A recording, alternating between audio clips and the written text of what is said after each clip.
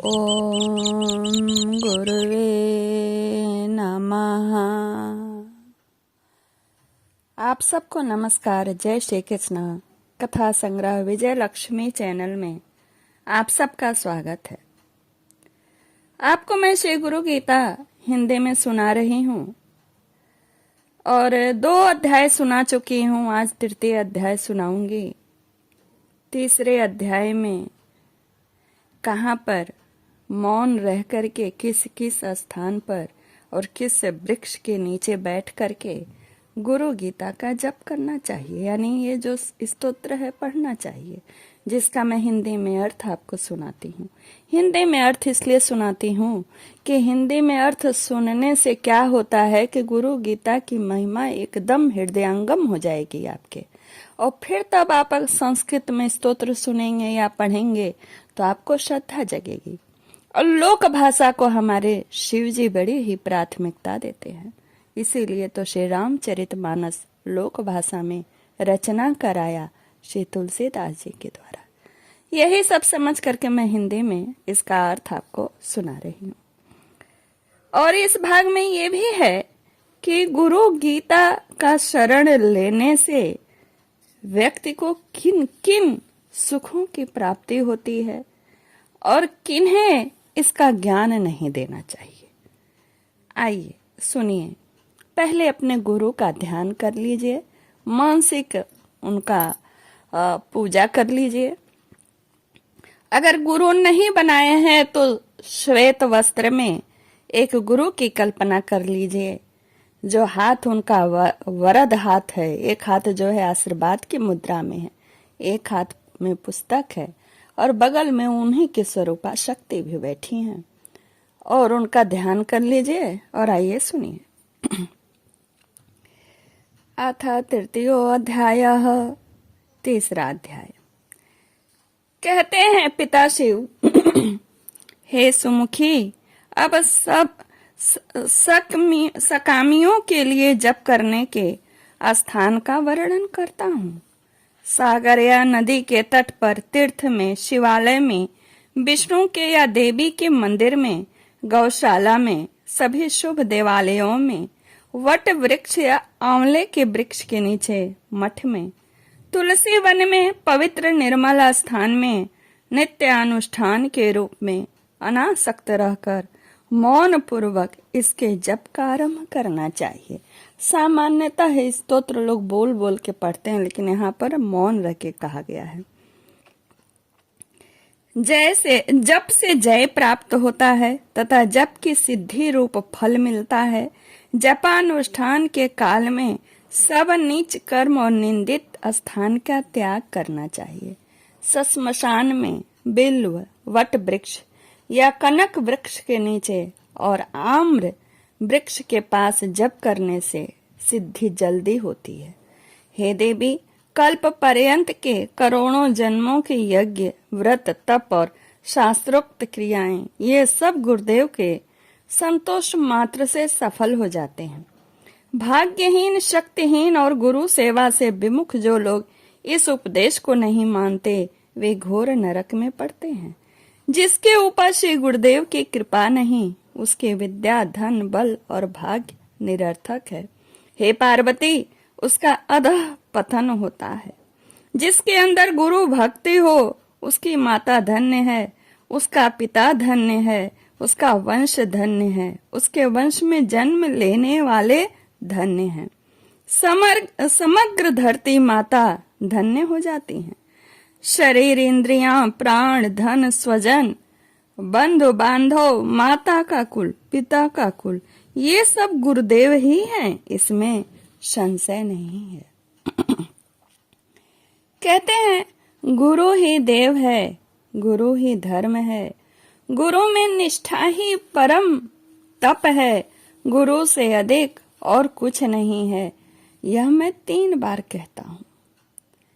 जिस प्रकार सागर में पानी, दूध में दूध, घी में घी, अलग अलग घटों में आकाश एक और अभिन्न है, उसी प्रकार परमात्मा में जीवात्मा एक और अभिन्न है। इसी प्रकार ज्ञानी सदा परमात्मा के साथ अभिन्न होकर रात दिन आनंद विभोर होकर सर्वत्र विचरते हैं। हे पार्वती, गुरुदेव को संतुष्ट करने से शिष्य मुक्त हो जाता है। हे देवी, गुरुदेव की कृपा से वह अणिमा आदि सिद्धियों का भोग प्राप्त करता है। ज्ञानी दिन में या रात्रि में सदा सर्वदा समत्व में रमण करते हैं। इस प्रकार के महामौनी अर्थात ब्रह्मनिष्ठ महात्मा तीनों लोक में समान भाव से गति करते हैं। गुरु भक्ति ही सबसे श्रेष्ठ तीर्थ है, अन्य तीर्थ निरर्थक हैं। हे देवी, गुरुदेव के चरण कमल सर्व तीर्थमय है। हे देवी, हे प्रिय, कन्या के भोग में रत, स्व स्त्री से विमुख, पर स्त्रीगामी ऐसे बुद्धि शून्य लोगों को मेरा यह आत्म प्रिय परम बोध मैंने नहीं कहा है। अभक्त, कपटी, धूर्त, पाखंडी, नास्तिक इत्यादि को यह गुरु गीता कहने का मन में सोचना तक नहीं है। शिष्य के धन को अपहरण करने वाले गुरु तो बहुत हैं, लेकिन शिष्य के हृदय का संताप हरने वाला एक गुरु भी दुर्लभ है, ऐसे मैं मानता हूँ। जो चतुर हो, विवेकी हो, आध्यात्म के ज्ञाता हो, पवित्र हो तथा निर्मल मानस वाले हों, उनमें गुरुत्व शोभा पाता है। गुरु निर्मल शांत साधु स्वभाव के, मितभाषी, काम क्रोध से अत्यंत रहित, सदाचारी और जितेंद्रिय होते हैं। सूचक आदि भेद से अनेक गुरु कहे गए हैं।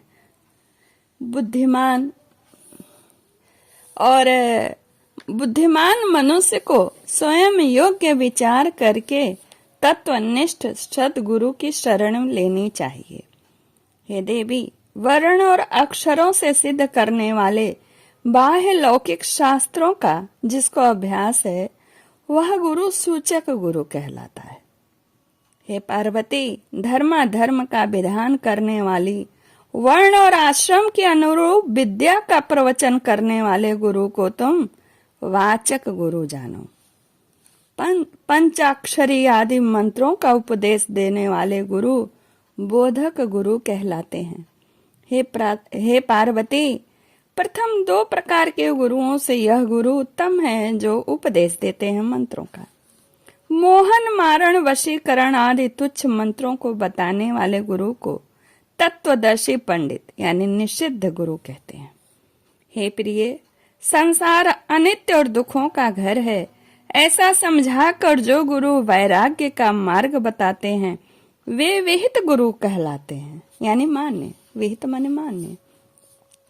हे पार्वती, तत्वमसी आदि महावाक्यों का उपदेश देने वाले तथा संसार रूपी रोगों का निवारण करने वाले गुरु कारणाख्य गुरु कहलाते हैं। सर्व प्रकार के संदेहों का जड़ से नाश करने में जो चतुर हैं, जन्म मृत्यु तथा भय का जो विनाश करते हैं, वे परम गुरु कहलाते हैं, सदगुरु कहलाते हैं। अनेक जन्मों में किए हुए पुण्यों से ऐसे महागुरु प्राप्त होते हैं। उनको प्राप्त कर शिष्य पुनः संसार बंधन में नहीं बंधता है, अर्थात मुक्त हो जाता है। हे पार्वती, इस प्रकार संसार में अनेक प्रकार के गुरु होते हैं। इन सब में एक परम गुरु का ही सेवन सर्व प्रयत्नों से करना चाहिए। पार्वती पूछती हैं, कहती हैं, पार्वती ने कहा, प्रकृति से मूढ़, मृत्यु से भयभीत, सत्कर्म से विमुख लोग दय योग से निषिद्ध गुरु का सेवन करें तो उनकी क्या गति होती है। श्री महादेव जी बोले, निषिद्ध गुरु का शिष्य दुष्ट संकल्प से दूषित होने के कारण ब्रह्म प्रलय तक मनुष्य नहीं होता है, पशु योनि में ही रहता है। हे देवी, इस तत्व को सुनो। मनुष्य जब विरक्त होता है तभी वह अधिकारी कहलाता है, ऐसा उपनिषद कहते हैं। अर्थात दैव युग से गुरु प्राप्त होने की बात अलग है और विचार से गुरु चुनने की बात अलग है। मन भगवान की कृपा से अचानक कोई गुरु मिल गए अलग बात है। अखंड एक रस नित्य मुक्त और निरामय ब्रह्म को अपने अंदर ही जो दिखलाते हैं वे ही गुरु होने चाहिए। हे पार्वती, जिस प्रकार सब जलाशयों में सागर राजा है, उसी प्रकार सब गुरुओं में परम गुरु राजा है। मोहादि दोषों से रहित, शांत, नित्य तृप्त, किसी के आश्रय रहित अर्थात स्वाश्रयी ब्रह्मा और विष्णु के वैभव को भी तृणवत समझने वाले गुरु ही परम गुरु हैं। सर्वकाल और सर्वदेश में स्वतंत्र, निश्चल, सुखी, अखंड, एक रस के आनंद से तृप्त ही सचमुच परम गुरु हैं। द्वैत और अद्वैत से मुक्त, अपने अनुभव रूप प्रकाश वाले, अज्ञान रूपी अंधकार को छेदने वाले और सर्वज्ञ ही परम गुरु हैं। जिनके दर्शन मात्र से मन प्रसन्न होता है, अपने आप धैर्य और शांति आ जाती है, वे परम गुरु हैं। जो अपने शरीर को शव समान समझते हैं, अपने आत्मा को अद्वय जानते हैं, जो कामनी और कांचन के मोह का नाश करता है, वे ही परम गुरु हैं। हे पार्वती, सुनो, तत्वज्ञ दो प्रकार के होते हैं, मौनी और वक्ता। हे प्रिय, इन दोनों में से मौनी गुरु द्वारा लोगों को कोई लाभ नहीं होता है, परंतु गुरु जो वक्ता हैं, वे भयंकर संसार सागर को पार कराने में समर्थ होते हैं, क्योंकि शास्त्र, युक्ति यानी तर्क और अनुभूति से वे सर्व संशय का छेदन करते हैं। यानी व्यक्ति के मन में जो भी भ्रम रहता है संसार, माया, ईश्वर और आत्मा और शरीर के भेद में, वे उनके उपदेशों से रहित हो जाता है, संशय रहित हो जाता है। हे देवी, गुरु नाम के जब से अनेक जन्मों के इकट्ठे हुए पाप भी नष्ट होते हैं, इसमें अणु मात्र संशय नहीं है।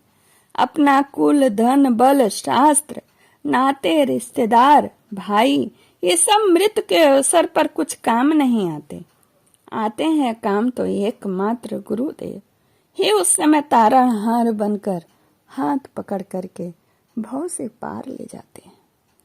सचमुच अपने गुरुदेव की सेवा करने से अपना कुल भी पवित्र होता है। गुरुदेव के तर्पण से ब्रह्मा आदि सब देव तृप्त होते हैं। हे देवी, स्वरूप के ज्ञान के बिना किए हुए जप, तपादि सब कुछ नहीं किए हुए के बराबर है। बालक के बकवाद के समान व्यर्थ है। गुरु दीक्षा से विमुख रहे हुए लोग भ्रांत हैं। अपने वास्तविक ज्ञान से रहित वे सचमुच पशु के समान हैं। परम तत्व को वे नहीं जानते। इसीलिए हे प्रिय, कैवल्य की सिद्धि के लिए गुरु का ही भजन करना चाहिए। गुरु के बिना मूढ़ लोग उस परम पद को नहीं जान सकते। हे शिवे, गुरुदेव की कृपा से हृदय की ग्रंथि छिन्न हो जाती है, सब संशय कट जाते हैं और सर्व कर्म नष्ट हो जाते हैं। वेद और शास्त्रों के अनुसार विशेष रूप से गुरु की भक्ति करने से गुरु भक्त घोर पाप से भी मुक्त हो जाता है। दुर्जनों का संग त्याग कर पाप कर्म छोड़ देना चाहिए। जिसके चित्त में ऐसा चिन्ह देखा जाता है, उसके लिए ही गुरु दीक्षा का विधान है। चित्त का त्याग करने में जो प्रयत्नशील है, क्रोध और गर्व से जो रहित है, द्वैत भाव का जिसने त्याग किया है, उसके लिए गुरु दीक्षा का विधान है। जिसका जीवन इस लक्षण से युक्त हो, निर्मल हो, जो सब जीवों के कल्याण में रत हो, उसके लिए गुरु दीक्षा का विधान है। मतलब किसको गुरु दीक्षा देनी चाहिए, उसके लिए इन्होंने ऐसा स्वरूप बताया पिताश्रियों ने। कहते हैं, हे देवी, जिसका चित्त अत्यंत परिपक्व हो, श्रद्धा और भक्ति से युक्त हो, उसे यह तत्व सदा मेरी प्रसन्नता के लिए करना चाहिए। सत्कर्म के परिपाक से शुद्ध हुए चित्त वाले बुद्धिमान साधक को ही गुरु गीता प्रयत्न पूर्वक कहनी चाहिए। नास्तिक, कृतघ्न, दंभी, शठ भक्त और विरोधी को यह गुरु गीता कदापि नहीं कहनी चाहिए। स्त्री, लंपट, मूर्ख, काम वासना से ग्रस्त चित्त वाले तथा निंदक को गुरु गीता तो बिल्कुल नहीं करनी चाहिए। एक अक्षर मंत्र का उपदेश करने वाले को जो गुरु नहीं मानता है, वह 100 जन्मों में कुत्ता होकर फिर चांडाल की योनि में जन्म लेता है।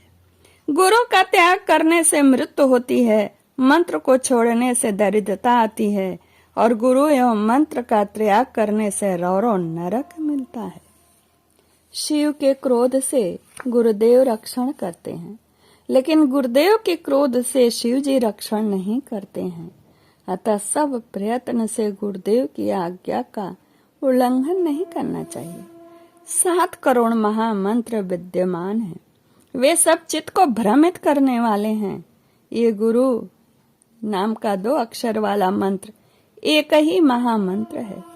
हे देवी, मेरा यह कथन कभी मिथ्या नहीं होगा, वह सत्य स्वरूप है। इस पृथ्वी पर गुरु गीता के समान अन्य कोई स्तोत्र नहीं। भव दुख का नाश करने वाली इस गुरु गीता का पाठ गुरु दीक्षा विहीन मनुष्य के आगे कभी नहीं करना चाहिए। हे महेश्वरी, यह रहस्य अत्यंत गुप्त रहस्य है। पापियों को वह नहीं मिलता है। अनेक जन्मों के किए हुए पुण्यों के परिपाक से ही मनुष्य गुरु तत्व को प्राप्त करता है। श्री सद्गुरु के चरणामृत का पान करने से और उसे मस्तक पर धारण करने से मनुष्य सब तीर्थों में स्नान करने का फल प्राप्त करता है। गुरुदेव के चरणामृत का पान करना, गुरुदेव को भोजन से बचा हुआ खाना, गुरुदेव की मूर्ति का ध्यान करना और गुरु नाम का जप करना चाहिए। ब्रह्मा विष्णु और शिव सहित समग्र जगत गुरुदेव में समाविष्ट है। गुरुदेव से अधिक और कुछ नहीं है, इसलिए गुरुदेव की पूजा करनी चाहिए। गुरुदेव के प्रति भक्ति से ज्ञान के बिना भी मोक्ष पद मिलता है। यानी गुरु के प्रति आप भक्ति हैं और कुछ भी नहीं पता है तो मोक्ष पद मिलेगा। इसका उदाहरण तो शबरी है ना, मातंग ऋषि की सेवा करके श्री राम को पा गए। गुरु के मार्ग पर चलने वालों के लिए गुरुदेव के समान अन्य कोई साधन नहीं। गुरु के कृपा प्रसाद से ही ब्रह्मा विष्णु और शिव यथाक्रम जगत की सृष्टि स्थिति और लय करने का सामर्थ्य प्राप्त करते हैं स्वयं भगवान। हे देवी, गुरु यह 2 अक्षर वाला मंत्र सब मंत्रों में राजा है, श्रेष्ठ है। स्मृतियां, वेद और पुराणों का वह सार ही है, इसमें संशय नहीं है। मैं ही सब हूँ, मुझ में ही सब कल्पित है, ऐसा ज्ञान जिनकी कृपा से हुआ है, ऐसे आत्म स्वरूप श्री सद्गुरुदेव के चरण कमलों में मैं नित्य प्रणाम करता हूँ। हे प्रभु, अज्ञान रूपी अंधकार में अंध बने हुए और विषयों से आक्रांत चित्त वाले मुझको ज्ञान का प्रकाश देकर कृपा करो। ओम गुरुवे नमः। इस प्रकार श्री स्कंदोत्तर खंड में शिव पार्वती संवाद में श्री गुरु गीता का यह 3रा अध्याय पूर्ण हुआ है। और पूरा यहाँ पे जितने भी 214 श्लोक थे, स्तोत्र थे, श्लोक, उसके हिंदी में 3 भागों में मैंने आपको सुना दिया है पूरा। आप इकट्ठा भी 3 भाग एक बार में सुन लीजिए या 3 भाग 3 बार में सुनिए। नमस्कार, जय श्री कृष्णा। चैनल को सब्सक्राइब करें, कमेंट्स और लाइक भी करें।